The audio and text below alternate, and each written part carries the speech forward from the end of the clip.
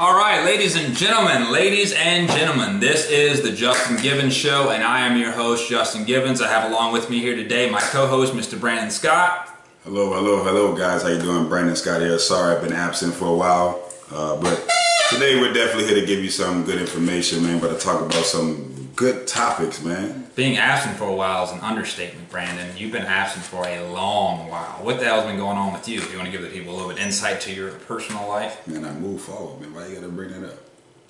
Nah, man, I just been having a lot of stuff going on, you know, work going on and trying to deal with that. Body just a little tired, a little drained right now. I'm pretty much running off of not too much energy, but I'm here for you guys to give you guys some great energy because I've been missing so much, you know. So definitely here to give you some energy today. I'm trying to give you whatever I have. So love to you guys. We're going to do another 10 controversial views. You guys loved our last controversial views, so we figured we'd give you another 10.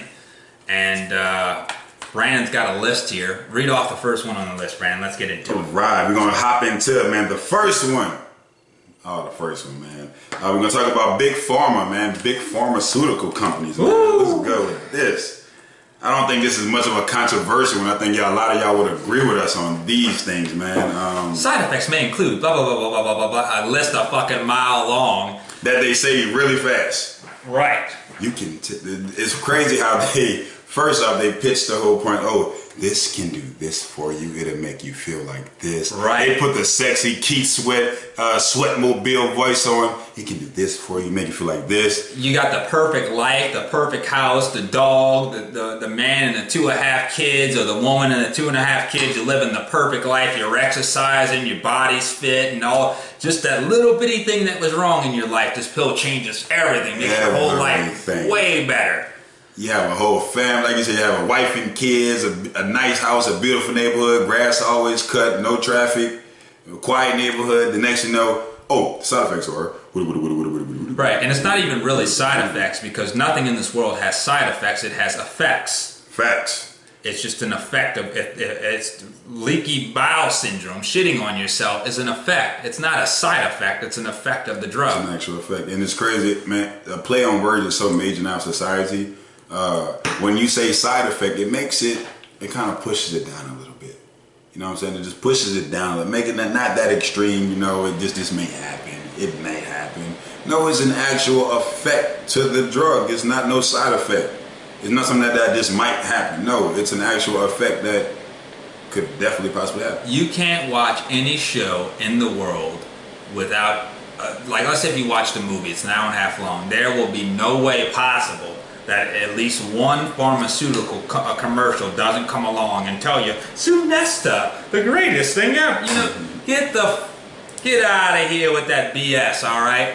Look, Big Pharma, we know that they control governments, they control money, they have a monopoly on the money, and they have a monopoly on the drug system, and they have put out drugs that they know hurt people, and then they have withheld drugs that they know that help people because they can't make money off of them. DCA would be one.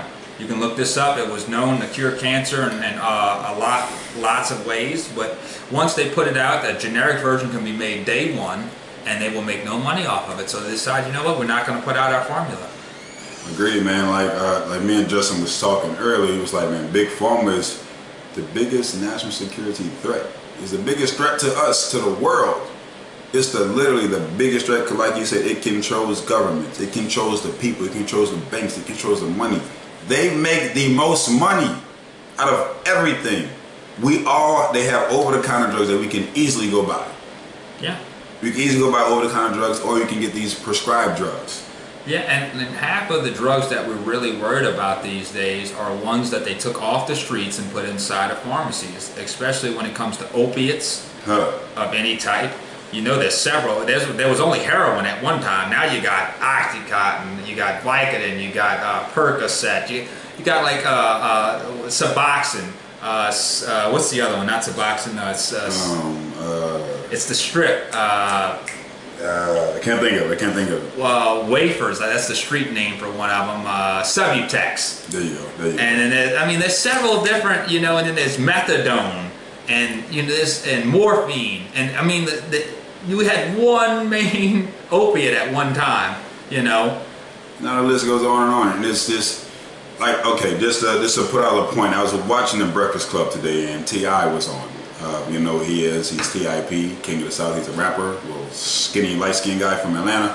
But he was on there, and he made a point. He was like, the guy who made Oxycontin, he's a billionaire. And now he's made a drug to feed you off of Oxycontin, off of opioids. That... Say that phrase that you said. What was the phrase? Make a problem, then create the solution.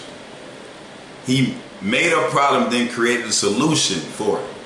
That is crazy. That shows you how much Big Pharma has in control over us as a society. And it's no strange fact that a lot of these holistic healers, these holistic doctors, they are dying. They just died off.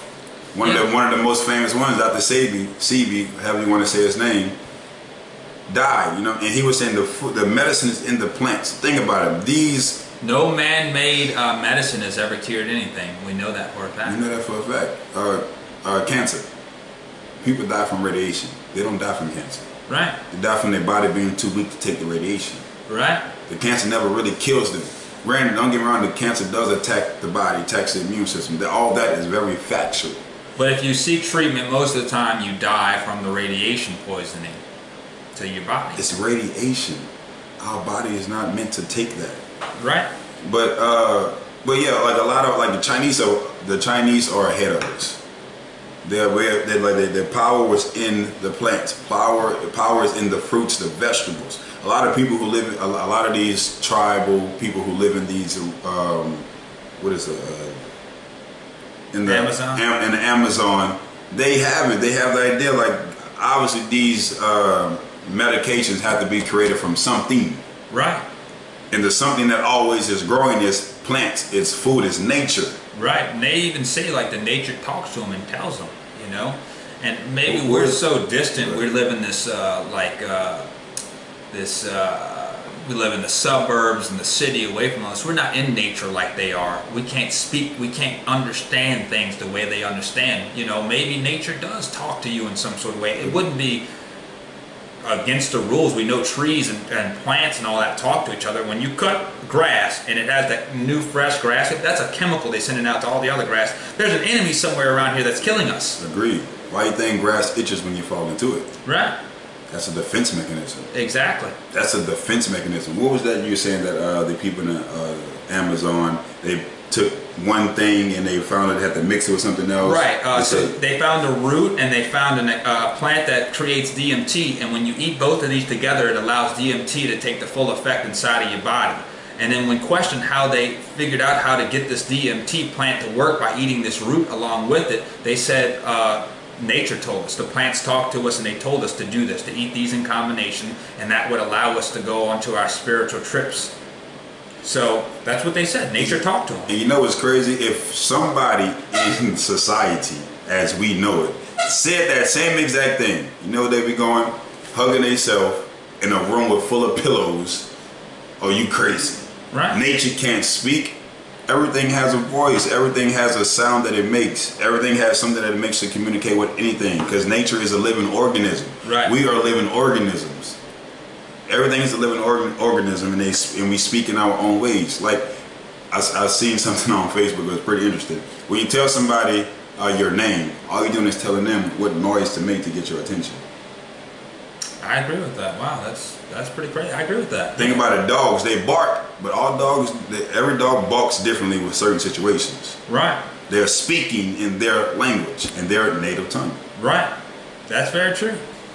That's very true. All right, let's jump on to the next one, because I think we can all pretty much agree on Big Pharma. What you got next, Brandon? All right, so the next one we're going to talk about plastic surgery. Oh, man. There's a lot of people that's getting plastic surgery, mostly women.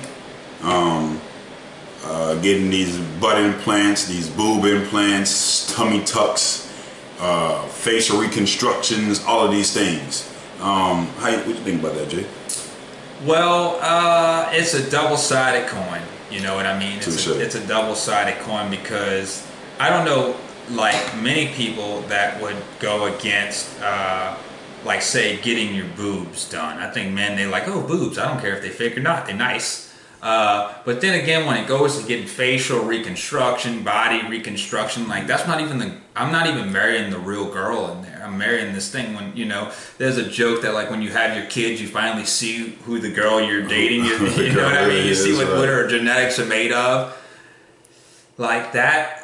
Your genetics, the way you present yourself, is made for survival of the weakest. It's made for the randomness of Darwinian's logic, pretty much. And when you fake these things, you fake muscle implants, you fake your body, you fake everything, it doesn't let the world see you for who you really are. It's a fake you. It's a facade. It's a fugazi. I agree. And I understand there's some things, like Jay said, there's definitely a double-sided coin here. We can go either way with this. You have some people who might be born with certain deformities that they may want to go to get plastic surgery to fix. Understandable. I understand that. But you also have some people like, no, I'm not going to get a plastic surgery. I'm just going to live. This is my story. This is who I am. I'm going to defeat any obstacle and with this disability, whatever it is.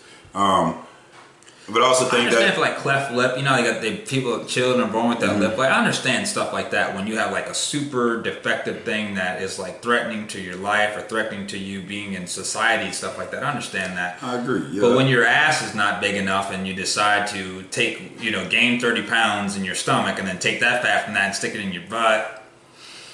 And I agree with that. Like, it looks nice, feels nice. But it's not you. It's not you. I agree. Like I don't get me wrong. I'm not against the boobs. Honestly, I'm not.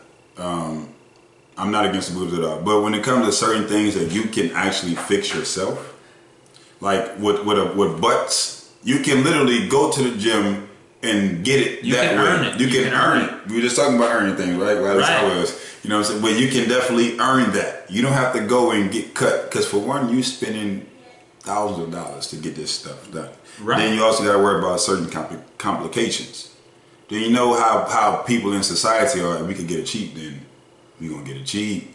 We're looking for the deal. And then you also, do you see what happens? You seen that woman who had that lady put concrete in her body and she wound up having to get her legs amputated and stuff like that? That's what happens when you cheat the wrong way. You know what I mean? There are ways to cheat in this world. Don't get me wrong. You know what I mean? And there are ways to really stay away from. You know. And I just think that one thing is going overboard with it too. There is cheating too much, you know. Now, if you added, you know, maybe a pound or two to your butt, that's not really. I mean, you going if your genetics only allowed you to go so far. Say you did have that squat booty, and that was the farthest your genetics let you, but you wanted another inch on there for some reason. 1 inch, that's allowable. But when you put 30 pounds of meat or fat down there and you look like a balloon. Ant, built like an ant. Small legs, big butt. It don't look right. It don't look right. And guys don't really like that stuff. I mean, they like it after you touch it up on Photoshop for 3 or 4 hours. But in reality, we're like, what the frick is that? Right, man. I definitely agree with that, man. Like, it's just so... I just wish you can earn a lot of things but people go to get surgery for, especially nowadays. You can definitely earn some of these things. Like, don't get me wrong, like, I understand certain tummy tuck procedures when you're severely overweight and you got to go. It's something that you just honestly sometimes just have to do.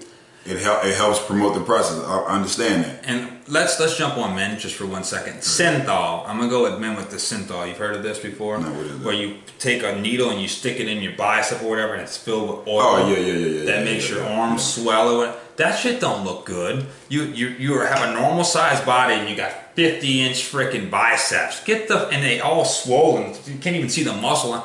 Get the frick out of here. We're not falling for that. Nobody's falling. And no one thinks that's attractive at all. At all. For one, it gets bad when for one, we know that it's fake. Right. Then it also gets bad for two is when you have this extra added stuff to you and it doesn't perform the way it's supposed to perform. Right. It don't even increase your strength or anything. It just makes you look like an idiot. It doesn't. And I'm also speaking with women as well. Like, it doesn't perform like people know what a natural butt does. It's supposed to naturally move in this natural way. Granted, you do have some women who have tighter rear ends, asses. Have tighter asses, and that's where you can tell that it's natural. But you can also tell when somebody has something fake inside of them. It just doesn't look right, man. I'm gonna take a small natural ass over a big fake ass any day. That's just me. Don't get me wrong. Hey, the big booty is good to look at. Fake and all, it's good to look at. Good to look at. I give you that. It's good to look at. But after that, it's like still you're fake though. You know, right? Like think about like somebody, Kim K. That's a beautiful woman. She's a beautiful woman. But she destroyed her body. But she's also a beautiful woman. What Michael Jackson did to his face. Touche. Michael, and everybody can. Mike was a beautiful man. And destroyed himself. I'm heterosexual as a motherfucker, but that was a beautiful fucking man. He was at one time. He was a beautiful man and he destroyed his face. He destroyed and himself. it's crazy, he destroyed his face and he still was beautiful. He still was beautiful. Until the end there. In the end there, he got looking pretty rough at the end there. He went way overboard. But yeah, just to wrap the plastic surgery up, man, if it's not actually needed, like for health reasons, stay away. Stay away Earn from it. Earn it. Just earn it. You know what I'm saying? Just earn it. That's all you gotta do, just earn it. So the next one we're gonna go to, let's see here. Ethnic adoption. You wanna touch on that? We'll touch on it for a quick minute. I don't see anything wrong with it as long as you're not doing it for fame. Right. No, oh, I adopted a black baby. I adopted an Asian baby. Look at me. I'm diverse. I agree. I definitely feel that if you're gonna make the adoption, I'm sorry, yeah, my phone is going off. If you're gonna make the adoption of a child. Don't, when you add a tag to it, now it kind of seems like you're trying to show off. Right. Or it seems like you're trying to stunt or do it for fame and fashion. And that's bullshit. And that's bullshit. These kids, like, I definitely agree with adopting kids, man, because you have a lot of people who can't have children. But they want children. And it's a lot of kids in the world who don't have homes to go to. It's many kids who are like that. And if you're helping out the system by getting these kids out of the system and bringing them to you and giving them that love, tender, and care that they need with a family, cool, I'm all for it. But when you start doing it, or even when it just seems like you're doing it for fame and fashion to look good, I can't respect it. I'm sorry, I really can't. Because what are you doing for the child? Right, I can't. You just making them a trophy, in effect. That's like, look what I did. Another handbag. Right. It's another shoulder bag. That's all it is. You're not wearing them or you're not holding them up for pictures and whatever because you love them and care for them. Even though you might, but it might be more for fashion. Right. It becomes a topic to talk about, with your friends and shit, and that is just disrespectful. It's just not right. That's not the reason why we adopt children. Exactly. And we can't get on board with that. And it's the same thing with pets, man. Don't just adopt these animals just to have them. You know what I'm saying? Like, some of these animals are strays. Same thing. They're strays. Well, I took a stray in. Let me write a full story about it on Facebook so I can get another 1,000 views or whatever. Yeah, man, take it in because that's what you like. You love animals. Don't say y'all ain't out there. Don't pretend like we're just making this shit up. Y'all definitely are. It's a lot of people who just go adopt animals or adopt dogs. Don't pit bulls, bullies. Adopt them. You see one, oh damn, that look kind of nice. Look what I did. I can breed that. I can make money from it. Just don't do it from a selfish point of view. That's the main thing. Do it from a loving view. Right. You want to help out. You have a good heart. As long as you have good intentions with it, then. All right, let's jump on genetic coding. Yeah. What I gotta say about it, I love it. I love genetic coding. I think it's the future. Now, I do think it can do just as much harm as it does good, but I think it can, hopefully, in the end, strengthen the human race. I look at genetic coding just as I look at AIs. That's another thing I really love to talk about. AI, I look at that We're talking about genetic coding right now. All right. Genetic coding. We'll jump on AI later. We'll do that next. We'll jump on it next. But just so I can create the bridge that we're going to cross over later, I look at genetic coding just as I look at AIs. It's so much of greatness that can come from it. At the same time, so much evil. It's so much of evil. And you see, we didn't use bad, we didn't use negative. It's a lot of evil things that can come from it. Right, we're talking like super soldiers, assassins, killer. You could with genetic coding, you can make a human into Arnold Schwarzenegger of the killing world. Like don't take for granted that a lot of these movies are not telling us stuff. Right, I agree with that very much. Every movie tells us, every single movie tells us something. Whether it's a cartoon, whether it's a bunch of bullcrap, it's telling us something. Captain America showed us genetic coding. Right. And guess what? Should we love it. And that once upon a time, the reason why a lot of soldiers was joining the army because of Captain America. Yeah. But it also showed us the adversarial effect of what's the German guy, Hydra. Yeah. Hydra. It exactly. showed us what could happen if you showed us the good and the bad. Yeah. Showed us the good and the bad that can happen. Now in the Not movie, even in the wrong way, just using it in the wrong way. Right. In the movie, the good overcame the bad, but we know in real life, usually bad overcomes good. Touche. It does. So we have to be very, very careful with that. And we know as far as genetic coding comes down to plants and stuff that Monsanto and other companies have used it to monopolize the world's corn and soy and stuff like that. Soybean population, I covered this a while back. Monsanto owns 90% of the seed patents in the world. They own seed patents on seeds that grow naturally. But they put their little thing in there to where nothing else can grow but their little plant. So they can monopolize our food. That's why everything in the store you see is GMO, genetically modified organisms. So you have to be very, very careful where we go there. Or are we going to be patenting humans soon? Oh, if you want to be strong, you want your son to be strong, smart, and powerful, you're going to have to pay a genetic coding tax on it. Or else he'll be so weak he won't last a week. I honestly think, since you said that, you just put a thought in my head, I think that's already going on. But it's going on in a different way. If you don't want your kid to fall behind in school, if you don't want your kid ADHD, right? ADD, you don't want your kid to be that kid. Come on here, we got something for you.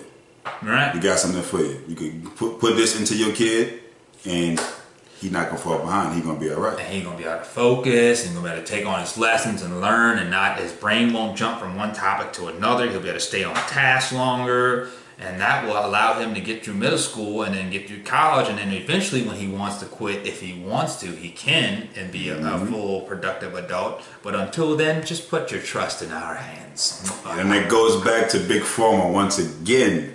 Think about it. If somebody is constantly on something, on some drug, some pharmaceutical substance, and they're on it for so many years, what are the odds of them really trying to get off it when it's worked for them? When it's worked. I'm not talking about the heroin, the crack, the cocaine that obviously deteriorates the body, breaks you down. Right. But things that actually help you focus more. Things that help you stop moving around so much. Things that assist in that area and helps you focus and be successful. What are the odds of somebody really falling off it? That's what big pharmaceuticals make their money at. People keep Tylenol because, I take Tylenol, I know my headache gonna go away. At least I know I'm gonna have one at some point in time. Right. How do we not know that that's an effect of the Tylenol? We don't know that. We don't know that. That's very true. Think about that. That's just something to think about. We know that, what was that? That drug that the first drug they prescribed to AIDS patients was killing them faster than the AIDS were. As soon as they stopped using that drug, you can look this up anywhere online, that's when people started living 5 and 10 years after AIDS. Matter of fact, there's a lot of doctors out there, they ain't mainstream because they don't get any money for, like AIDS is a great money maker. Africa makes money off of it. All doctors that support the idea make money. But a lot of people believe, hey look, if you get HIV and you improve your health without taking their drugs, you'll never get AIDS. You'll only just have HIV. But if you take the drugs, which is a neurointerrupter of some type that destroys neurons in your body at random, then that's when you get AIDS and die eventually.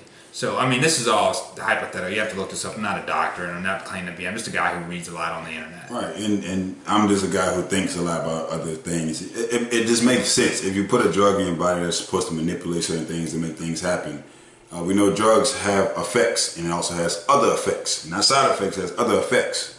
And through taking something, it can also, stop, when you have AIDS, it can stop something from possibly happening, but it can also still open up the door for you to contract the AIDS. That's why you have a lot of people who don't believe in taking medicine.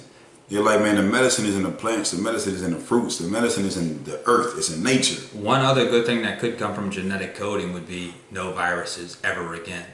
Once we figure out to where we could just take little things and move them around in your genetic DNA samples, that may be the end of, at least as far as we can tell, viruses that have plagued us since the beginning of time. Touche. And just to throw a thought out there for you, Jay, it can also increase the chance of getting bacteria and viruses. Think about this. Honestly, think about this. Weaponized. Computers, I'm talking about computers. I'm talking about weapons. You could weaponize it the other way too, though, just to go along my point. But now go ahead, Brandon. What was your point? So think about it. Computers have advanced greatly over the years, and they're still computer viruses. But now computer viruses are so much more easy to contract. Very true. Very true. So that can also play hand in hand with genetic coding because you got so much going on. Yeah. That is leaving the door open for something to come in. Very true. Very true. All right, let's jump over to AI. Me and Brandon was discussing AI before we started filming this video, and I was saying AI is going to be the answer to everything, but it also may be the death of everything. And the reason why I say that is because AI will be able to do what took us millions of years to learn or to get to humans, or thousands of years for humans to learn to get to. AI will be able to do it in a minute, in seconds. They will be able to compute so quickly, so fastly, so vastly. They will be able to think beyond us in any type of way. Like I told Brandon, if AI ever did try to take over us, they wouldn't be coming with a T-1000. The Terminator would not be coming. They'd be thinking of ways like a nanobot so small that it's smaller than an atom that flies into your bloodstream and emits some poison that we never even thought was even possible. You know, or honestly, just eradicate all the food, eradicate everything that they need to survive. Right. Because we know what it takes for an electronic device to survive. It has to be charged. And we know if we don't charge it, we know we can kill it. As of now. Well, as of now. Because we don't know what the future may bring. With AI, they'll be able to think of things. They'll be able to outthink us. Touche, but also you got to think in every way possible. Also, you got to think about our progress as well. We may not need certain things to actually survive like we thought we did at one point. That's just hypothetically speaking. All right. That's just hypothetically. I'll go with that. That's just hypothetically speaking. But as of now, we know how to kill off electronics. If they don't have life, they don't have battery life, they don't have enough juice, they're useless. They can't do anything. Right. So it could be the same thing for us. But one thing about AI is that I do agree with Jay on how they made this they can end us easily. Very easily. Because they're going to look at us, like you said before, they're going to look at us as a virus. Which we can, like, y'all have to be honest and agree to this, that we are a virus to the world. This earth, yes. You got to agree that, because even though we have so many great technological, how you say it, right? Technological. That right there. Technological advances. I get tongue-tied on certain words. I'm still very intelligent. But some of these advances that we have in the world are actually killing the world. It's actually killing the ozone. We have a lot of these plants that are going on that's putting all these chemicals into the air that's killing our ozone layer, that's going to allow the sun rays to actually come to Earth and overheat us. Like we was talking about, I want to say a couple weeks ago, the ice caps are melting. The Earth's refrigerator is melting. It's down to 40% now. Right. And that was from a study that we looked at. This is not information we putting out of our ass. It's actually a study that we looked at. Right. Also, other things like vehicles. Vehicles help us get to work and help us get to places a lot quicker, more efficiently. But at the same time, it's putting out certain chemicals that are killing people. Destroying the one planet that we know that has life on it. That we know. That we know. That's what I'm saying. That we know. And then, so what happens when you have a being that can outthink humans in seconds, not minutes, not days, not hours, in a nanosecond can outthink us. And they say, well, what can we do to make everything in this world perfect to our standards? Because we've been taught to take care of humans and to make their world perfect. But once they get sentient, once the AI becomes sentient and can think on its own and no longer needs human programming to think and no longer needs us, what's to stop it from saying, oh, there's the answer right there. The humans were the problem the whole time. Now that we don't need them to create us or to think for us anymore, we can think on a quantum level, not just a human level, but a quantum level. When AI becomes sentient, it can change quantum physics. It can change it forever. It can grab little particles out of the air and configure them in any type of way that they want to create any type of life. Oh, we can always bring humans back if we want. Let's kill them right now to save the world, and then after we save the world, maybe we'll bring them back. Or in a controlled study environment. Or we'll bring them back in. We have them, like you said, controlled. Or perfect them. Okay, you got to think about it. AIs. We all know what computers are. Computers, you type something in, it gives you what you're looking for. Right. It says you're wrong. This is the correct way to do it. It might even say you're wrong. Well, no, I lied. It does. If you type in Google and you misspell a word, it'll give you what you're looking for, but it'll also give you, did you mean this though? Think about a calculator. I can put in a simple equation. 2 plus 2. If I said it and put 2 plus 2 in the calculator and I hit enter at the same time, the calculator would definitely give me the answer before I can get it. It might be, I might be closer to it. I mean, it might be a close call, but the computer will still get to it before I can. And if the bigger the number gets, the more complex the equation goes. I can put it in and have it quickly I want it. I can write it down and have it quickly I want it, and the calculator will always get it right before me. It won't be no I think it's this, carry the 1. It's just boom, boom, boom. There it is. Give me this, give me that. Here's your answer. And the more complex the problems get, the better the computers get. I may be able to do 2 plus 2 equals 4 fast, and you can type it into a calculator. Touche. But when you add 10,000 numbers on each one of those 2s, that calculator is going to beat you every time. Touche. The more complex the situation gets, the computers win. In 20 years, you can kiss driving goodbye, pretty much. You could damn near kiss driving away now. Because think about it, we've been having cruise control for how long? So, God, I think Mercedes came out with it back in like 37, if I'm not mistaken.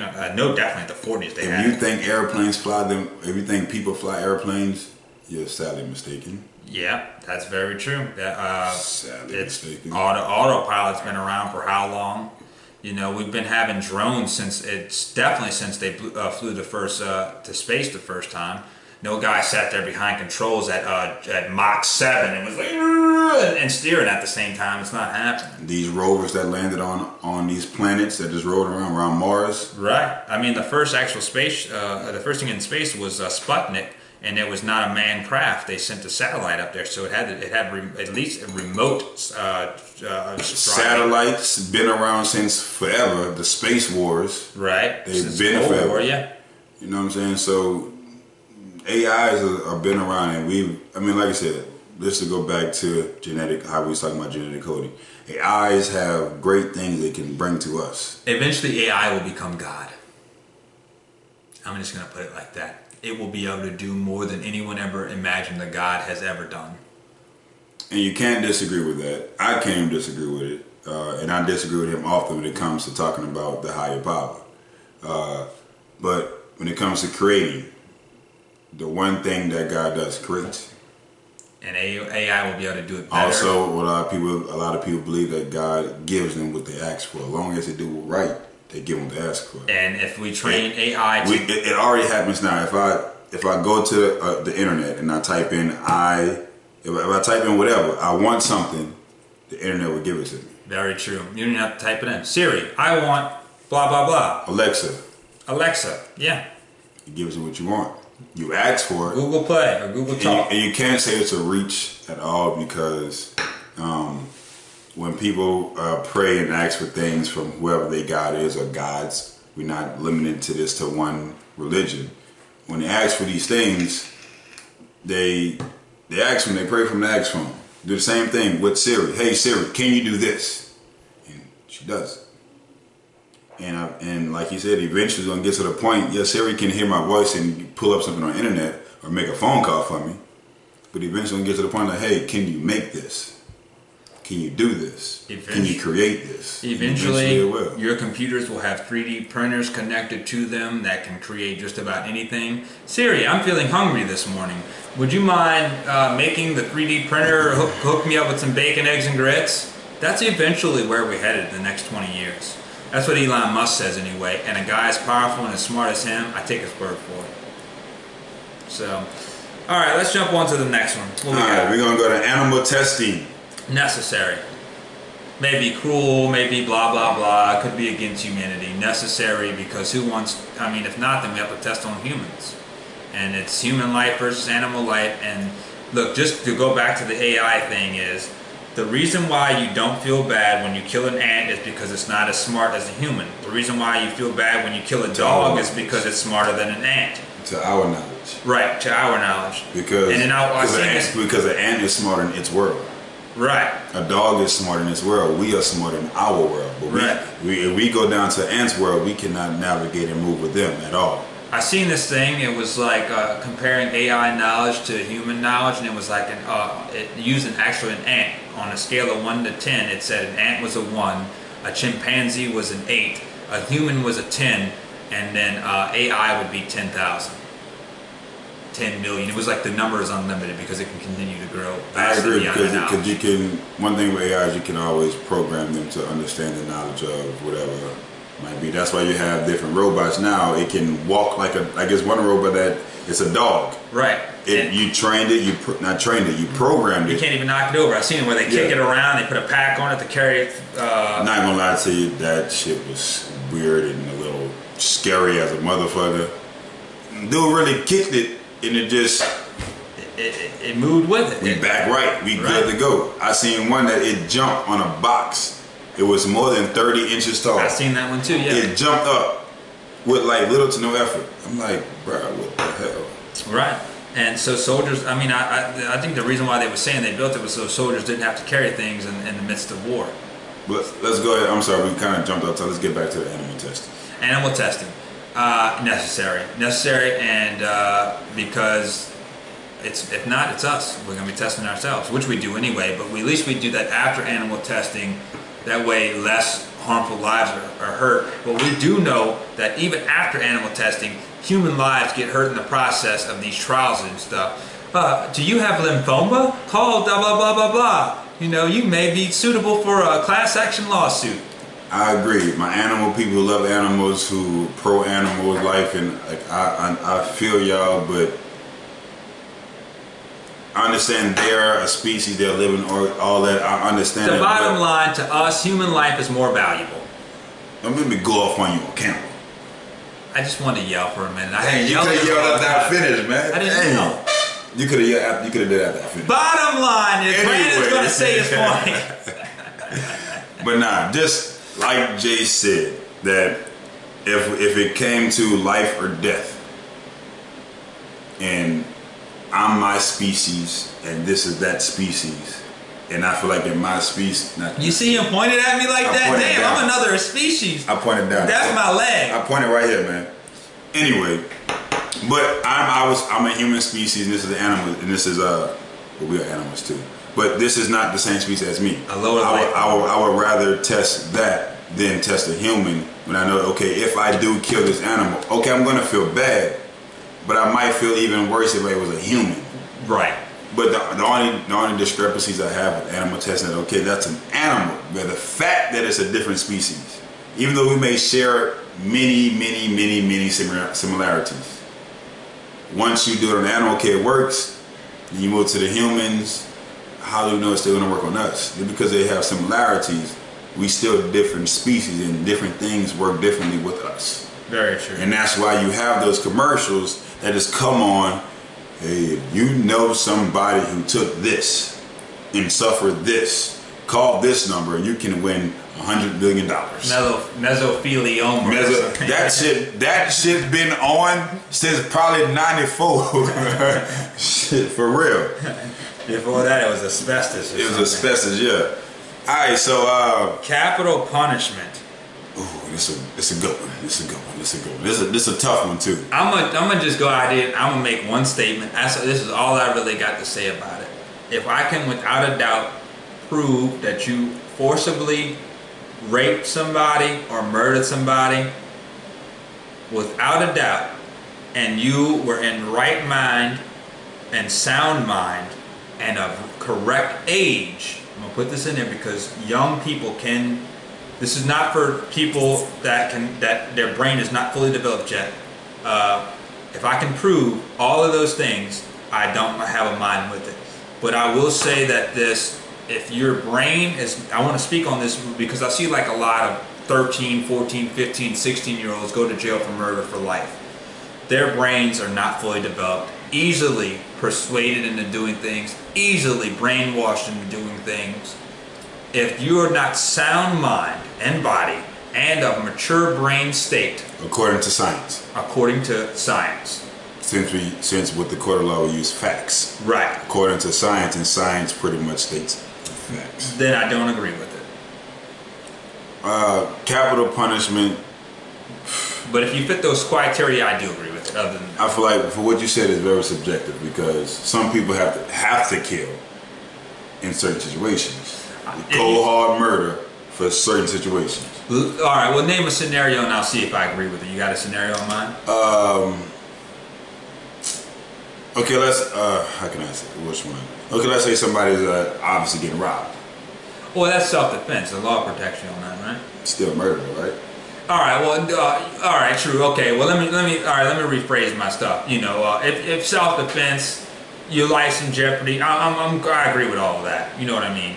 Yeah. If somebody's going to do you know, major harm to you or has the possibility to do major harm to you, then you have to defend yourself by all means. Period. If someone has a gun on you, I would say that's deadly force they're using, and I would meet their force with the same, with equal and more. And greater. Touche. I give you that. I'm gonna make one statement. It's kill or be killed. I'm gonna make one statement here. When people commit crimes, regardless if it's a murder or it's a rape, if prisons were doing what prisons are supposed to do, because a prison is not actually called a prison, it's a rehabilitation center. That's what it's meant for, to rehab people who have done wrong in society. And it don't work. That's what it's meant for. In the prisons who are actually doing that, capital punishment shouldn't even be known of. Very true. I agree with that. Simple as that. We in prisons, where in the government have the best psychologists, the best psychiatric. They have all the things that they need to rehab people who have gone through the most trauma in their life, did the most heinous crimes, whatever it might be. They have them. If these environments were meant to actually rehab people, we shouldn't need capital. You shouldn't even need capital punishment, because they should go in one way. That sounds like a church. Right? Preach, brother, preach. Should come in one way and leave out a completely different person. That's what it should be, right? Talk to me. And a lot of people, some people go to prison, and they come out a changed person because just being there and themselves, they're able to get it themselves. Like, you know what? I'm not going back for the same thing.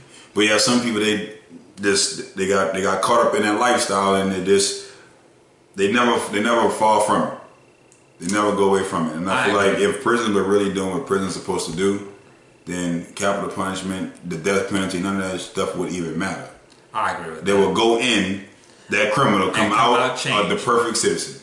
Well, you see, the difference is jails have become a money system. You get $40,000 a year per person staying there, $30,000 to $40,000 a year. Also, you get slave labor. I covered this in my news several times. Where they get, some people don't even get that. I think the lowest in Louisiana was the lowest state. They get 10 cents an hour. 10 cents an hour here in Louisiana, in some places. So you get slave labor, and then plus whoever owns the jail gets paid $40,000 a year to keep you there. So why wouldn't they want to use that facility to keep you there? That's why people commit murders, and they go in there for something for 1 year and wind up staying 4 or 5 or 8 years and stay 10 or 12, is because the system is meant to keep them in there. And before you say it's a bad thing, I want you to put yourself in this position. Think about, please.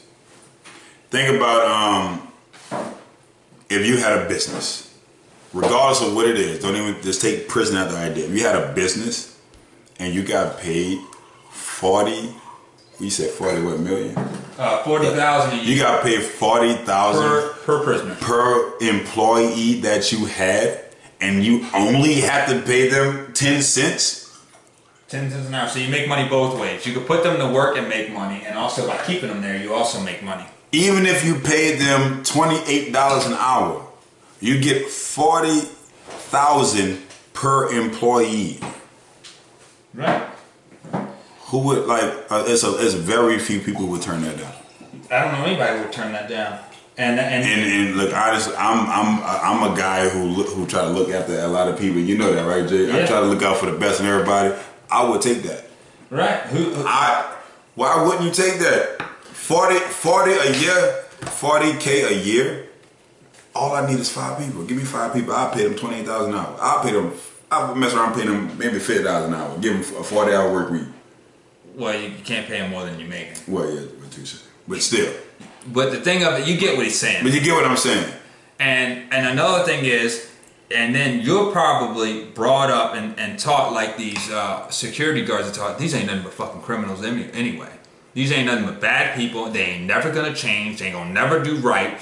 It's been bred in their DNA. See the color of their skin tells you everything you need to know. You see those tattoos, those gang signs, those cuts on their knuckles from fighting. That tells you everything you need to know. You know the crazy? And we'll see you again. Yeah, you gone for right now, but you'll be back. You know what's crazy? The criminals are locked up behind bars. The allegedly criminals.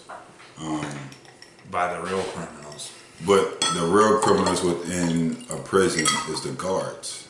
Yeah, we know that from the what's that Stanford prison experiment? Stanford prison. Once you give somebody, and it's what was the power corrupts. What was the true power corrupts? Absolutely. What was the theorist's name? Was it with a Z? I forget the male. You talking about the professor? That yeah, the professor. Yeah, I don't remember his name. I think it starts with a Z. But pretty much, once you get power, you can be the greatest. You can see an experiment. You can be the greatest person in the heart. But when people get power, they move differently. You could see an experiment it even corrupted him in the end. Even he was the most corrupted in the end. Right. Because it was all under his power. He didn't know when to shut it off, when to let it go. He was actually playing part of it. He was the warden. Let's we're gonna break it down. Just okay. So Stanford prison experiment. This theorist from Stanford, obviously at Stanford University, he wanted to do this prison experience, pretty much showing that when people get placed in a certain position, they act accordingly to that. They take on that role of what they think that role is supposed to do. And they have these random college kids, all simple college kids. And they just drew lots. You're going to be a prisoner, you're a guard. And getting the trip part about it, he allowed them to choose. I don't know if you remember that. Yeah, Zimbardo, that's what it's right. Zimbardo. Philip G. Zimbardo. And he let them choose, said, okay, so what you want to be, a guard or a prisoner? I'll let you choose. And all you got to do is, all they had to do was stay in there for 2 weeks. 2 weeks? 2 weeks. He created a prison and everything. Just in a little office building. Created a prison and everything. And it got to the point to where the prisoners really felt like they were real prisoners. And had traumatic experiences. Exactly. Distress. The guards really felt like they was on top of them. And it got to the point that one of the guards even hit one of the inmates. And that's when they're like, oh, this shit is that. In a week's time, they had to shut it down. It got so out of control, they shut it down in 6 days. 6 days, I believe. It was 3 to 6. I think it was 6 days. They shut it down in 6 days. I believe it was 6 days. Look, if you haven't seen the movie, somebody came out with a movie based on the experiment, and they followed it pretty much because there was a lot of filming of this experiment. They followed it. It's pretty historically accurate. It's almost 90% historically accurate. It's not like those movies based on a true story that's really not based on true. It was pretty close.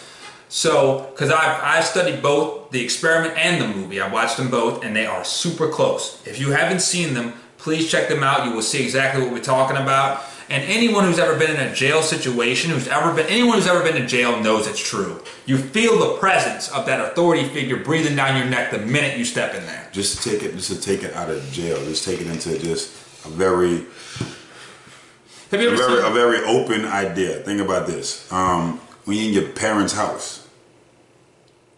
Very true. You feel the authority. You feel the authority. Think about when, especially if you've lived on your own and you know what freedom tastes like, and then you go back. And think about this: when you was the authoritative figure in a room, you felt it, and you didn't take anything. Like, I'm pretty sure anybody's watching. You have a niece, nephew, little brother, little niece, little nephew, little cousin, little something. And when you're around, you feel like you are the authority. But when another authority comes above you, you're like, okay. I'm the authority over this person, but not over that person. And I'm going to play my spot. I'm going to play my role. I can't do this. I can't do that. Very true. And we've all been in that situation. All Zimbardo did was bring it to light. Bring it to light, and then use a prison experience to do it. You know, I have dogs, and I often use the authority figure on my dogs. I will get down at my dog's size and look him right in the eye. I don't even have to say anything. My dog can understand by me staring at them and them breaking eye contact first that they are not the alpha in the room. I don't even have to whip them. At that point, they know, look, I submit. I submit. And it's just that I'm bigger than them, I'm smarter than them, I'm stronger than them. And when you're in jail, it's just that they have a badge on and they don't. Have you seen an experiment where those people ask questions and they have like a shock device hooked onto them and they're on another room and they're like, so there's another experiment to see how far authority a figure can get you to go to hurt another human, because they wanted to study this after what the Nazis had done to the Jews in World War II. I was just following orders type thing. So what happens? They like a guy, and he likes to do accents, Joe. I do like to do accents, yeah. So they like a guy in a room, and they can talk through a wall. They can't see each other, and he says every time you get an answer wrong, the voltage increase on a shock. So first they start off easy. Just remember ABC, and the guy goes, okay, ABC. Now remember 179. The guy's like 179, so no shock. And then eventually it's like 30 digits, and the guy can only remember whatever, so he shocks him. All right, you can hear the guy screaming on the other side, ah! So what everyone does, they look at the person in the doctor uniform behind him that has a badge and certificates and stuff like that, and says, hey, you hear him screaming? He's like, oh no, it's all right, just keep going. It's not deadly yet or nothing like that. It's not going to harmful yet. And they'll just keep shocking, even though they'll see at the end it'll be like 500 volts. They're still looking back. Okay, you sure this is cool? Yeah. Keep going. And the authority figure has that thing to make you go past what you're supposed to do as a human. Cops do it all the time. We have plenty of videos of cops abusing their power all the time, because that's what they've been taught to do by older guys. Oh man, we punched plenty of dudes in the head and ain't nothing happened. But even more, just to bring it to another point, just as the person who's getting encountered by the cops, we automatically assume that the cops are correct. In most cases, they're not. We automatically assume that the cop is correct because, oh, he has a badge, he's a cop, he has a cop card, so therefore he knows the law. So that means whatever he says, I have to believe it and I have to think that it's true. But in most cases, they're not. Cops break more laws than anybody else. A gang on the right side of the law. Because I know one thing, once you allow somebody in your house, then they're in your house. Now they're free to do pretty much whatever. Right. And you do not have to allow them in your house, but the fact that they have a badge and they cops, we feel like we are this, all our rights are gone. Right. We feel like we can't say anything. If you've ever seen an episode of Cops and you know your rights, and they'd be like, you mind if we search your car? And they're like, yeah, ain't nothing in here, I don't care. Knowing that everyone knows, the cop knows, you know from DV they got drugs in their car, you can see them high. And they're like, oh yeah, you can check. And when you can just be like, no, I do not consent to a search or seizure of any type, and yeah, can you write me my ticket and let me get on my way, sir? One big thing is to say, am I being detained? Yeah. Am I detained or am I free to go? Am I free to go? Which one? All right, you're being detained. Under what suspicion? What suspicion of what crime have I committed that you have the right to detain me? Oh, so you don't know? This. And it's crazy because it's really simple things that we pretty much do with. I got it. Go ahead, keep going. But it's simple things that we do with our friends. We do with regular, normal people. It's like, can I come to your house? Why you want to come to my house? What you trying to do? Trying to do this, trying to do that. It's things that we do with other people, but it's like when we get in front of what we assume to be authority, because they have a badge, because they have a uniform on, we don't say these same things. And we think that they are automatically right regardless. Man, forget that. You can say those same exact things to that cop, to that person of law enforcement, because you still have rights. At the end of the day, one thing about America, we have rights, and we have rights, and it's up to us if we allow certain people to remove our rights from us. And I'm gonna say one more thing: just asking a cop if he's a cop, you gotta tell me you're a cop if I ask you, right? That's not true. Cops are legally allowed to lie to you to get any information they want legally. Legally, they are allowed to lie. They don't have to tell you they're a cop, and they can lie to you to get any information they want. Period. That's just the way it works. Touché. So now let's jump on to the next one. Let's not get caught up. All right. So yeah, there's a lot of stuff. We could talk about a lot of stuff all day. Big Pharma, we could talk about it all day. But we're gonna move to abortions. I'm with it. I'm sorry, people, but I'm with it. I think that both parents share an equal right to decide. Maybe not equal. Maybe I'm gonna give the woman a little bit more. I'm gonna give the woman more. A little. Let's say 60-40. Woman gonna be 60. Let's say 70-30. You say 70-30? Yeah. I can go between any of those lines. I think the man should have at least some say so. I agree. Because a lot of times it's like the woman has all the right. Nah, wait up. Let's give the man some rights too. Because there's a war on men in this world, and look, he's going to be just as responsible for that child as she is at the end of the day. Now, she may carry it for 9 months, it may stay in her body, but in the end of the day, she can put him in Every woman wants a man that can provide for her, if they have a child, for the child. So why shouldn't I, and I agree with that, why shouldn't a man have some sort of say-so in the situation? He should. I'm just saying, why should, and that's one thing I always fought with. If he says yes and she says no, or if she says no and he says yes, she should make the final decision. Agreed. I feel like, and honestly, to be told, like I said this to people before, the final decision lies between the woman anyway.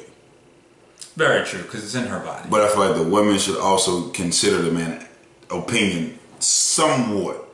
It shouldn't just be completely just only what I think. She should value as much as he values her opinion. Agreed. And I think that men value, well, I'm not going to even go that far. Me as a man values a woman's opinion when it comes to that stuff there. And I think that we both can come to agreement that depending on what our lifestyle is like. Right. Agreed. To say.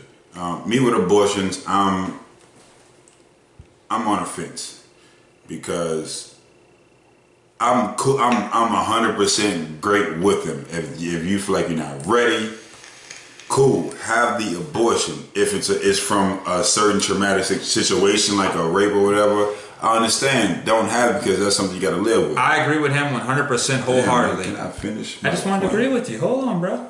I can't interject to agree. No, you can't interject. Did I interject with you? I did. I don't know, maybe. We've been talking about so much shit, I can't remember.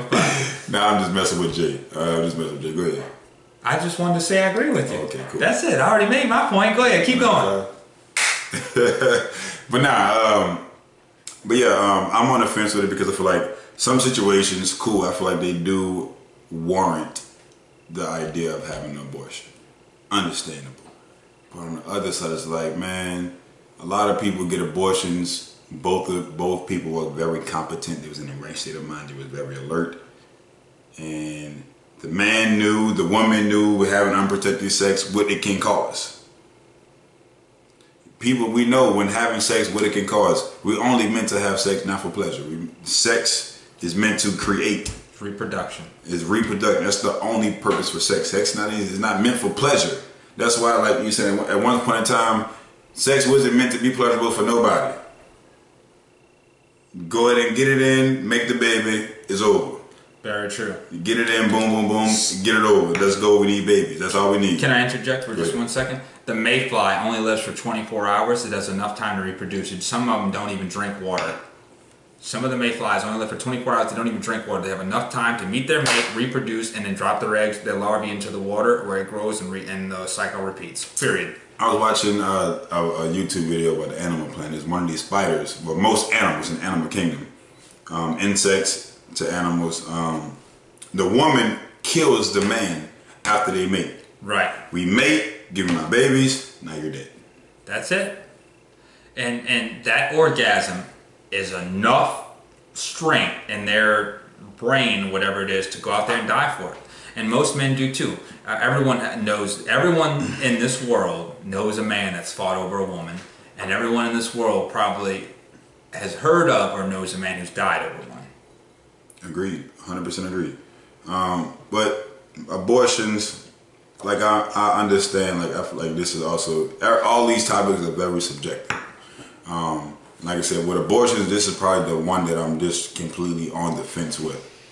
I'm just all the way on the fence with abortions because either way it go, every situation is different. It needs to be based cases. That's definitely what it is. Like pro-life, I'm both pro-life, pro-choice. That's what it is, pro-choice? Pro-choice. Pro-choice. Or is it pro-life? It might be both. It might be both. Maybe I think it's both. And also anti-abortion. I'm completely on both sides because you cannot tell a woman who was raped brutally that she has to keep the baby. Right, I agree with that. Because that's a thought that she has to every time, even though the baby come out beautiful, may be successful, may be everything. But every time she looks at this baby, she has to remember a traumatic experience. I agree with that. I agree with that wholeheartedly. And I want to say that if you take the right away, you should just have the right, because whenever a child is conceived in the right manner, 90% of the time that child's going to be conceived. You know, they're going to have the child. Really, people only get abortions when they don't know what the situation is. Agreed. Can I take care of it? Who's going to take care of it? Have I been raped? Nobody says, oh, we're well off and we want children and nothing bad has happened to us and you haven't been messing around with anybody and neither have I and you're pregnant, so let's abort it just because we can. That don't happen. I mean, if it does, it's on such a minimal level that it don't even count. Real. I'm gonna make a, I don't think it's a reach, but I just want to see what you're gonna say about this. All right. This is just a statement. I just want to see maybe what y'all think. Y'all can comment on the video once y'all see it, and just to see where you're at with this. The women who are against abortions are the women who only can have babies. Oh man. Yeah, dude, I never even really thought about that till right now. Because I feel like it's kind of most bothered by it. Because I feel like it's kind of, forgive my language, y'all. No, fuck that. This is my language. I feel like it's real fucked up to tell a woman who has gotten pregnant through a messed up situation that she has to have the baby. It's wrong for her to abort the baby. You're killing a baby. You're killing somebody. You're a murderer. I feel like that's fucked up to say. You don't tell nobody they went through a traumatic experience. I'm gonna. Could think about it, if you was that woman who was brutally raped, and it's something that you have to remember every single day, every time you look in the eyes of that womb of that baby, and you have to constantly remind yourself that the only reason you're here, I didn't plan for you, and I didn't plan for you through a one night. I ain't plan for you through a one night stand. I didn't plan for you. Someone took my free will away from me and put you inside of me forcefully, without my permission. They took my free will. As a human being, as a person, as a loving human being. I mean, I agree with you, Brandon, 100%. And I must say the only other ones that I could say is like maybe religious fanatics. Agreed. Religious fanatics. Yeah. You know? And because in the Bible it says that you can rape a woman, even if she's a virgin, as long as you give her father a certain amount of sheep and pigs. No, sorry, goats. Sheep and goats. So. If you don't believe it, fact check it. Fact check it. One thing that we try to do, just as a sidebar, one thing that we definitely try to do is to promote, give you guys good facts. We don't try to give you anything just off the hip, just opinions. We give opinions, but within our opinions, we try to interject the facts to back it up. Right, and if not, you'll see us argue. We argue we argued probably for at least 2 hours before we even made this video about certain topics. We did. I'm telling you, we did, and we go at each other's neck all the time. And we're family, so we can do that and still be cool at the end of the day. So, and we've been friends for 20-something years. So, friends and family for 20-something years, and we've never. Except when you moved to Texas, I guess I didn't talk to you for at least a couple of years there. Yeah, but that still didn't break down. Yeah, true. You came right back and we was like, look at you. For one, I remember when you were like, look at your mustache. Your mustache is crooked. The one side is a little bit lower than the other side. Well, look at you sounding all country like a little Texas. Yeah, that motherfucker did sound country when he came back. But anyway, let's get back on topic. Let's finish these top 10. So we got abortions. The right to die. Oh yeah. Look, let me tell you this. Right to die. I'm gonna tell you a crazy story from my own life. My father, he died at the age of 86. I wasn't born until my dad was 66. Now, my dad taught me how to shoot at the age of like 6 or 7. All right, and at the age of like 10, he was telling me that if one day I'm a vegetable and I don't have the strength to kill myself, I want you to kill me. That's what my dad was telling me. He's like, I don't want to live as a vegetable. I came in this world a certain way, and I want to leave the world a certain way. I think you have the right to kill yourself. Look, I agree with that because I feel like the most selfish thing a human being, a family member can do is allow their family member, their loved one to sit there on life support, just living off a breathing machine. Like don't get me wrong, I understand, okay, first couple little whatever, cool. But when it's like it's just no signs and it's over and over, like that's no way to live. On a machine, have a machine live for you. That's no way to live. That person has no life. That same person that you knew who was whatever vibe that they gave off, whatever energy that they gave you, whatever smile, whatever mug, whatever it was, they can't give you that anymore. They're just lying in the bed. How is that comfortable to see? Like, I understand having faith that they can come back, but you're torturing. I feel like that's the new sign of torture. I know I can speak to damn near everyone who's broken their leg and couldn't get around. Like, I broke my femur bone, and I was out for, I think... biggest bone in your body, hardest bone to break. Right. I think I was out for a total of 7 months because we had waited 3 months for it to heal, and then they had put it on. The angle was wrong. So my one foot was straight and one foot was like this. So they had to re-break it and put it back on straight. All right. So I was out for like a total of 7 months.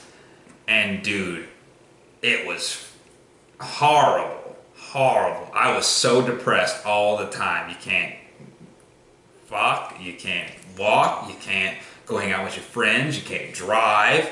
I mean, it was getting to like this point to where and then I would watch TV and people would be walking on TV. I'd be jealous of people I never even met walking on TV. And just imagine now it's all your limbs and your brain. Most probably. We say it's not even just your brain. We say it's all your limbs. It's your entire body, because nothing is doing anything by itself. It's all being generated from a machine. That's no way to live, man. I'm sorry. That's just no way to live. Like, I understand you want this person back. Cool. We all want things back, but some things just have to go. Some things just have to go. It's their time to go. I feel like it's kind of wrong to prolong life when life is trying to leave. Like, especially people who believe in certain religions where people are trying to transition to the next life, to the afterlife. Like, why are you sitting here prolonging them to transition to the next life? Like what? Do you not believe in what you believe in? Right. And because you're trying to keep them here. And I'm gonna go another step. Now, this has nothing to do with being a vegetable at all. This is just being to where it's your time. My father, when he was 85 years old, knew he was gonna die soon, and he loved to drink. And I'd be like, Dad, you know you're drinking too much. And he'd be like, so what, son? I'm dying anyway. Let me enjoy myself.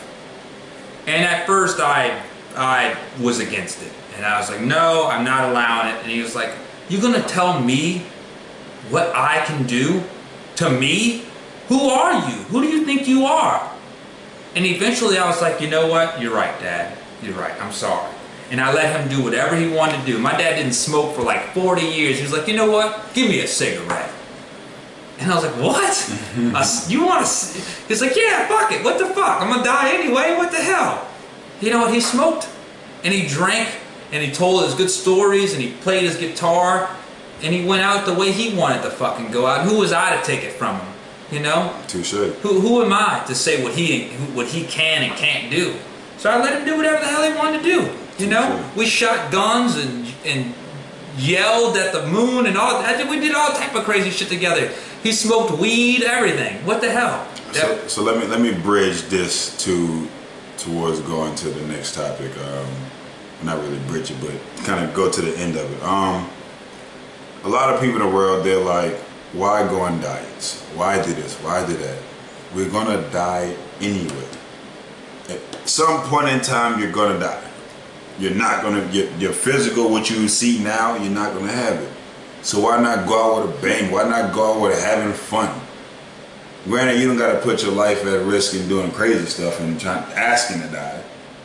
But just have fun and enjoy. Do things because you enjoy it. Like, go to the gym because you enjoy going to the gym.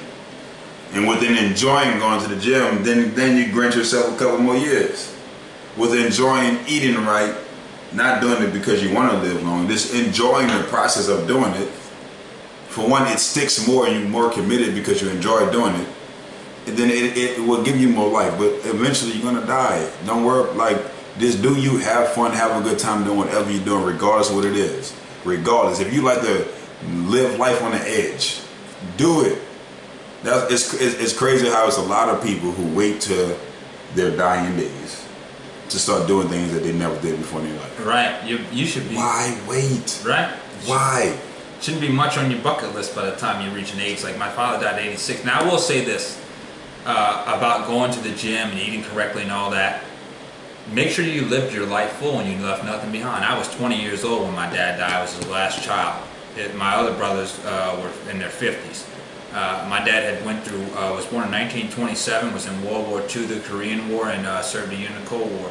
You know, my dad had lived a full, complete life. He'd been through the 60s, the 70s, the 50s, the 40s, the 20s, the 30s, 2000s, the 90s, the 80s. He lived a full life. Don't cut yourself short. Don't be fucking 40 years old, and because you never done a day of exercise and you ate like a pig, you died, and you leave, you know, 7 and a 9-year-old child behind, and a wife with a house and a mortgage and car notes and all that. Don't be selfish with it. You know what I mean? Agreed, man. Like, live it to the fullest if you're gonna really try to live it, but don't fuck up. You know. Agreed. Like this is the point in these top 10 that we're talking about, top 10 controversial topics. That if you made it this far, it's for a reason. I'm gonna use that too. You made it this far for a reason to hear this. Whatever it is, man, live your life and have fun and enjoy doing it regardless. What Jay just said, what I'm saying, what we've been saying about this right to die, I'm not even talking about the right to die. Just enjoy your life. End of the day, you have one life. You have this life. You have now.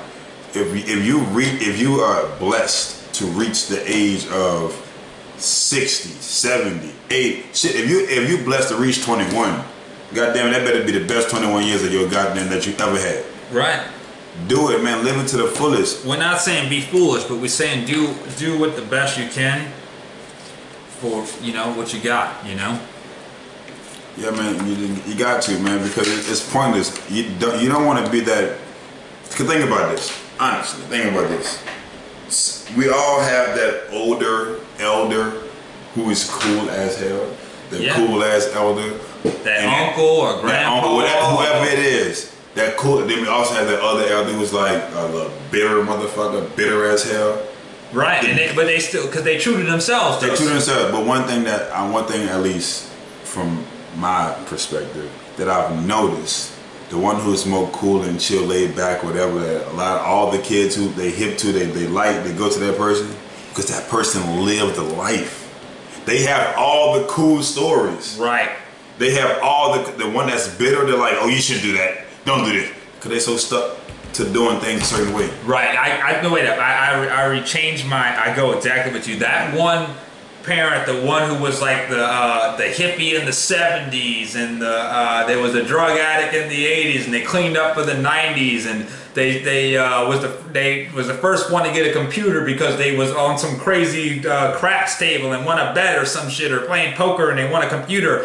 Those ones with those stories like that inspire us for times to come. When you ask somebody about who was the greatest influence other than maybe your parents, somebody will name that crazy aunt or that crazy uncle that was like, oh yeah, boy, they was wildin'. They told me all these crazy stories, you know what I mean, about how they used to do, you know, like, you know who I would imagine would be those, Forrest Gump and Jenny. That would be like the crazy. They had that crazy life. They would have those aunts or uncles that you have to like. Yeah, I lived through everything, man. I did all type of crazy stuff. And it's crazy because we all have that family member, right? And it's a family member, and we all have it. We all have that person, and it's crazy sometimes that's the person that's not liked. Because guess what, AJ, on the cool truth be told, we got a big ass family, right? We got a really big family, but we know that your mother, my mother, them sisters. They are persecuted. That's persecuted the most. Yeah. But have the most life experiences. They have the craziest stories. The craziest. They have the craziest. Those four sisters, if you put them together, they're like the sisterhood of the traveling pants in real life. Agreed. They have the crazy ass mama. A crazy mother. No, like she was crazy, abusive, wild. She was a loving, caring in her own the same way. A Black Panther. Mother was a Black Panther. Grandma was a real Black Panther. And then a cop. And then eventually became a cop. It was a Black Panther that turned into a cop. that lived during the 70s. Right here, when they built in New Orleans, they built a nuclear facility. She stood there while the FBI and CIA were taking photos with my father and another one of their friends, and did the hum. And now you may not know what the hum is. They used it way back in the slave days. Whenever a slave would be beat, they would all together, and it creates an immense sound. Imagine a bunch of people doing that. Just imagine. And my father told me, he was like, you couldn't even imagine the sound. The sound is incredible. And he's like, you see these people pull up in dark vehicles, and they got their shades on and their suits, and they're taking pictures of everybody. And we all know, but we're out here standing and lock arms together and humming to not put this nuclear facility here, because back in those days they didn't know what the ramifications of a nuclear facility close to home would be, you know, and did marches together and stuff like that, you know, as our grandmother being a Black Panther. Right. So when you hear us take on racial topics and stuff like that, just know that we're not far from home with it. It's right in our bloodline. We done a lot of stuff. We're really grounded with a lot of things that we talk about, and don't get it twisted at all. Do not get anything we say twisted. Like just don't get it twisted. Don't read it the wrong way. We calculate everything that we say, and it's okay to disagree. That's one thing that society as a whole misses on. That when somebody doesn't have the same opinion as them, I hate you. And that's not the way we work, especially on this show. Because if that was the truth, we would have killed each other by now. Because we disagree on almost every topic. Almost every topic, he has his point of view, and we may agree and still argue with each other. And still disagree. Right. And at the end of the day, we'd be like, you know what, you was right. And like, we just argued for an hour over something we both thought was right. But that's just the way we are, you know? Conflict is the only way to resolve anything is through conflict. I can't even say the only way. See, right there, better start arguing. I ain't say that's the only way, but it is a way to resolve. It just is, you know what I'm saying? Without the civil rights movement, you wouldn't have civil rights. Touche. You see what I'm saying? Conflict is sometimes the way to resolve. See how we disagreed? When we disagreed, but we agreed, and it's weird. Right. It's weird. Because you know what? We know one thing: the world does not have one direct answer. Brandon just pointed this out to me. Just because things line up don't mean they make a straight line. Hey, believe half of what you hear. Believe none of what you see. None of what you see, half of what you hear. Right. Hey, if you ain't getting nothing, you better get that. That's the facts right there. Believe none of what you see and only half of what you hear. And that goes with every avenue. And everything in life. From every person in life. And if you on the other end, if you're on the back end of that statement, hey, don't take it personally. It's just real. It's just real. Because how can somebody fully believe and trust what you're doing and what you're saying if anything in life, they're not in your body? Right. If anything in life hurts you, it's because it has a percentage of truth to it. Facts. Touche.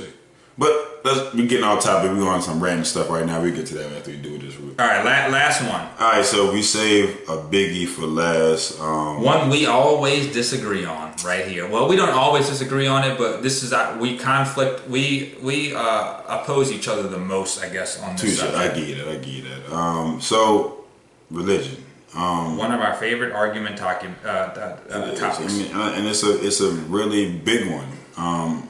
Religion is a very controversial topic because, we cannot sit here and say that religion is cannot be seen as a trap.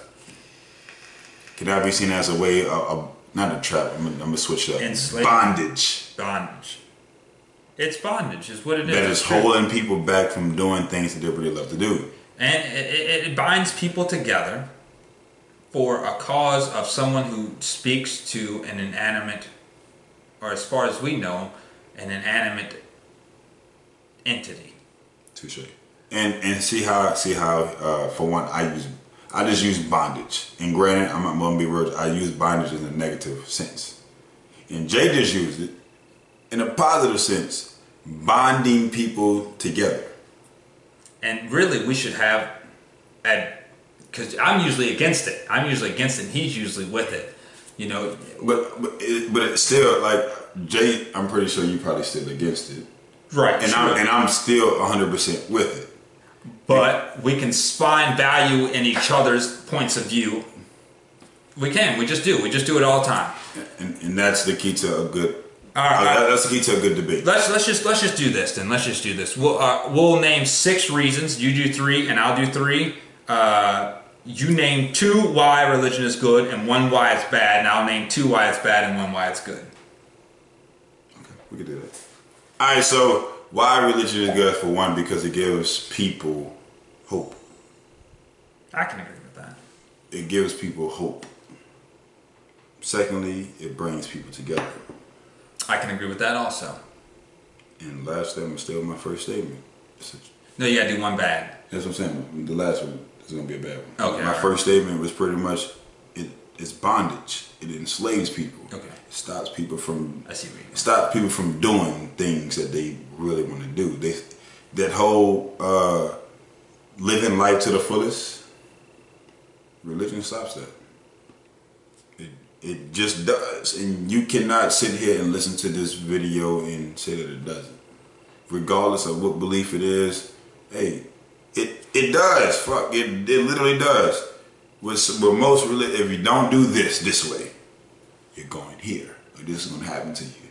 You're going to have a plague. You're going to have this curse. You're going to have these bad things that come. You're going to go to hell.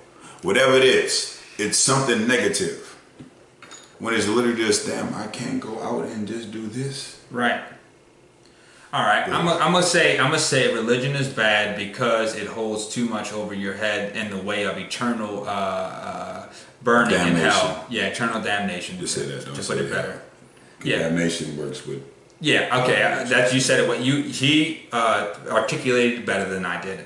It holds eternal damnation over your head, even with thought crime. Even if thinking about doing something wrong could be considered something that could be a sin and put you in eternal damnation for eternity.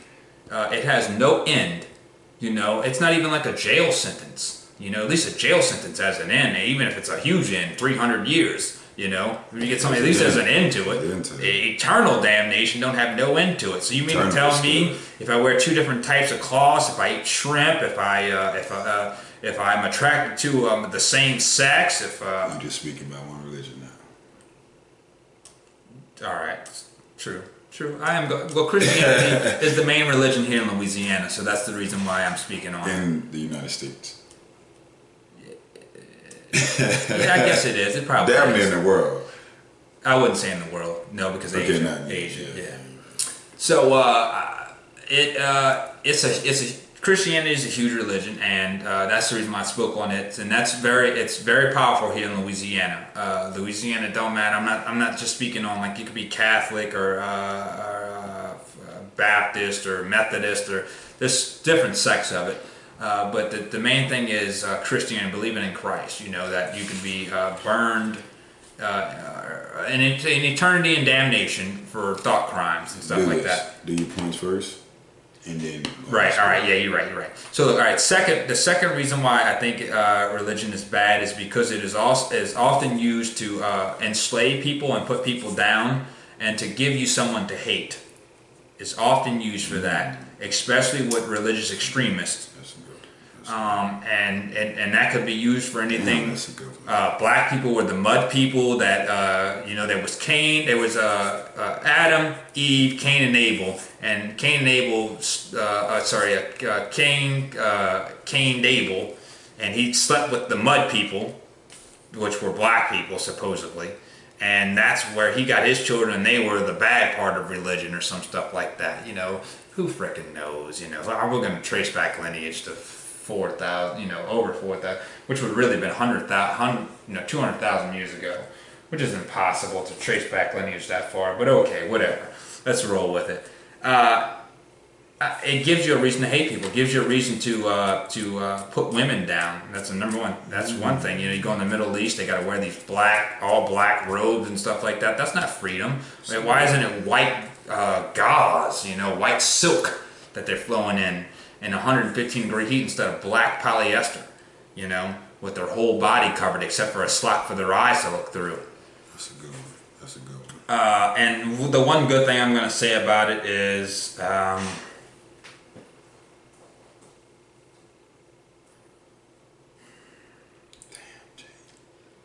trying to find some good in it, man. I'm really trying to find some good in it. I'm trying to find some good that can't be used as bad. Is what I'm trying to do. Everything good can be used as bad, and everything bad can be used as good. None of what I just said could be used as good. Why it can't? What? Restate one thing that you just said is bad. That it gives you a reason to hate people, right? But also gives you a reason to love people. I guess, yeah, that's true. You can't say I guess to that, Jay. Yeah, I mean, we was talking about religious extremists and stuff like that. Still, it gives them a reason to love somebody who's your own. Who's also is an extremist, right? I guess, yeah, true. Most of the time. Well, I won't say most of the time. Some of the. A small percentage of the time, it brings people together for the right thing. Well, I'm gonna put that in there because you hear the stories about when people go to church and all they do is talk shit, and maybe they might not go out and cut the heads off of some Libyan soldier or something like that. But then that's also just a small area because I can honestly say I've been to churches elsewhere that because you weren't ingrained in it though, so that's why you didn't see it. Well, I'm pretty sure if you were ingrained in it. I can't even say that either because the churches I've been to that, I've been to a Baptist church all my life. I was part of a Baptist church all my life. I went to New York and California, and Hillsong in New York and one LA in Los Angeles. Both of these churches, for one, it was a young crowd, and it was never you might saw the same people there, but it was never just the same people. It was always new people always coming there. So they didn't have that culture like that a home Catholic church would have or that a home Baptist church would have. So it was never that type of mindset. You can actually sense it. Like I feel like for one, we have more than the sense that they tell us we have. You can sense that it wasn't that type of atmosphere. Like I feel like in any Catholic or Baptist church, you can tell like, that's that family over there that does this. Right. Oh, that's that family that does See, this. that's how it is in the churches that we grew up in. Agreed. Probably most of us that we grew up in. In the South, it's very much like that. Everyone knows everyone, and especially in the church community, and everyone has their little things that they've done in life that no one ever lets go because that's who they were when they were 16, so that's who they are for the rest of their life.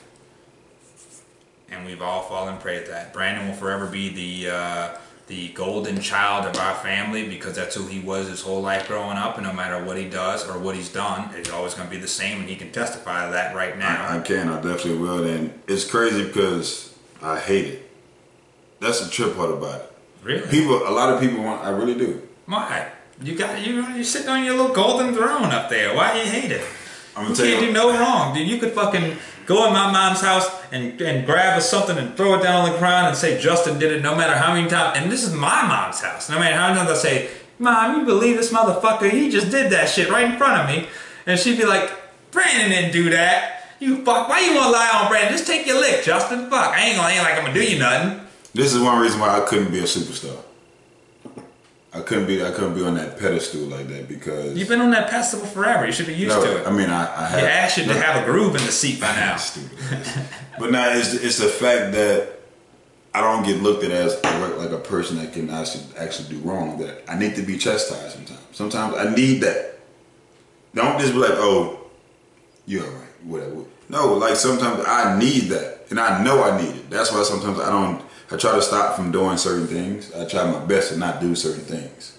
But don't you think that also keeps you in check too, because how everybody looks at you? No, it definitely does. But like it's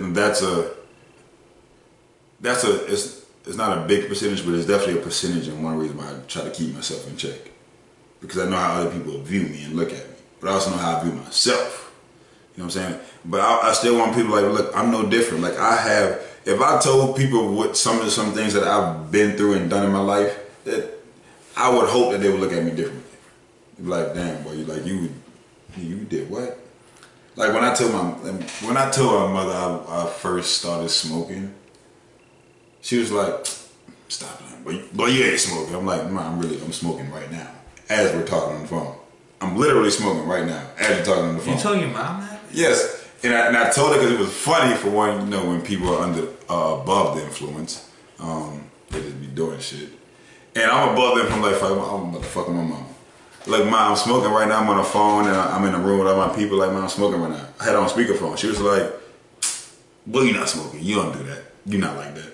I'm like, all right, don't get mad. I told you I smoke. I'm smoking right now. She's like, anyway. And it's kept on moving. I'm like, well, shit, I told you. I told you I was doing it. See, my mom's the other way around. You smoking? You sound like I smell like it's. You can smell it through the phone or some shit. I can puff some shit out. But the thing is, man, mine was the opposite way though, B. You know, like me, I was like, you know what, fuck it. Everybody already thinks I'm crazy and I'm wild and that I wasn't raised right, so why not embrace it? And I just became more crazier and wild until eventually I learned on my own that that's not the way to be. I embraced the craziness, and I still do to this day. Like, you think I'm crazy? You ain't seen nothing yet. See what I do. I love the fact. There's one thing I do love about being on this pedestal. Like, it's still the hope. I still have this little mystery about me, and I love it. To some people. Not to me. Well, not to you, because you know. Because you know that, but that's why it's not a mystery. Because you know, duh, nigga, it's a fucking mystery. Obviously, if you know, it's not a fucking mystery. I was just telling the people that don't know we know each other that well. Clearly, we know each other. Goddamn it, we look alike. That's that mystery he was talking about. But now I love the mystery fact because they never really know. They may have an idea, but they're like, I don't know, he did that before, so I really don't know. And I love to play on that. I love it, and I do that with a lot of people, especially people who try to challenge me, especially dudes who try to challenge me, and females too. Not really too much females, but dudes who challenge me because they look at me as okay, oh, he's a nice guy. Oh, he's muscular. He looks athletic, but he also is very friendly. So I think I could mess with him a little bit. And I'm like, come on, go ahead. I dare you. I do everything with a smile on my face. When I played football, everything I did was a smile on my face, and I was a force. I was doing some retarded shit. I feel and you. I get crazy. And when I get to that point, I scare people. I'm like, see, you wanted it, and I gave it to you. That's how I feel too, though. I agree with that. I can agree with him wholeheartedly there. I got you now.